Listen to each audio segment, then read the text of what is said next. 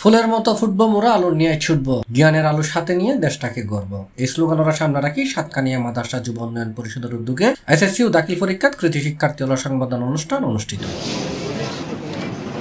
জুলাই 19 তারিখ মাদ্রাসা আবু হুরাইরা দাখিল মাদ্রাসা প্রাঙ্গণে এই সংবর্ধনা অনুষ্ঠান অনুষ্ঠিত হয়। অনুষ্ঠানের প্রধান অতিথি হিসেবে উপস্থিত আছেন চট্টগ্রামের মা ও শিশু হাসপাতালের অধ্যাপক ডাক্তার আমম মিনহাজুর রহমান।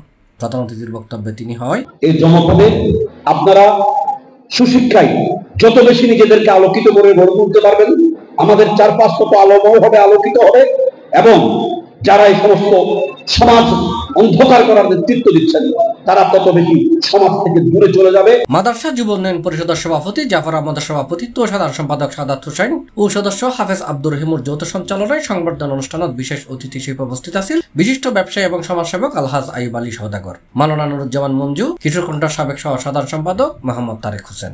অনুষ্ঠানে উপস্থিত অতিথি হলে শিক্ষার্থী হলের উদ্দেশ্যে তার বক্তব্য হই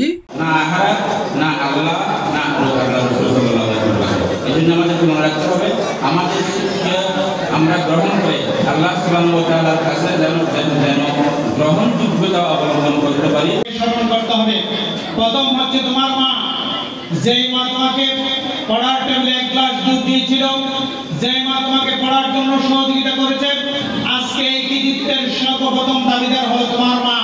আগামী বাংলাদেশের একটা মাদ্রাসা পরিচালনার দায়িত্ব তুলে দিয়েছেন, আপনাদের কাছে উপজেলা পরিচালনার দায়িত্ব তুলে দিয়েছেন, আপনাদেরকে সমাজ পরিচালনার দায়িত্ব তুলে দিয়েছেন, আপনাদেরকে একজন আদর্শ মা হওয়ার দায়িত্ব আপনাদের হাতে তুলে দিয়েছেন। আপনাদের মেধাকে, আপনাদের কৃতিত্বকে মাদ্রাসা যুব উন্নয়ন পরিষদ সম্মানিত করেছেন। সবাইকে কিভাবে আমরা একজন ভালো পড়ালেখা করে একজন ভালো মানের স্টুডেন্ট হতে পারবো, ভালো চরিত্রবান হয়ে দেশ এবং সমাজের উপকার করতে পারবো। যদি আমরা না থাকে তাহলে আসক্ত হবে,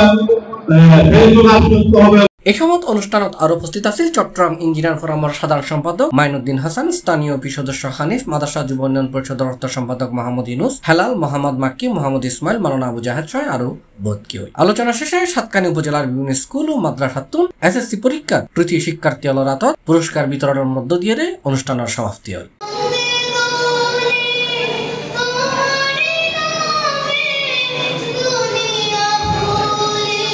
C+ চট্টগ্রাম।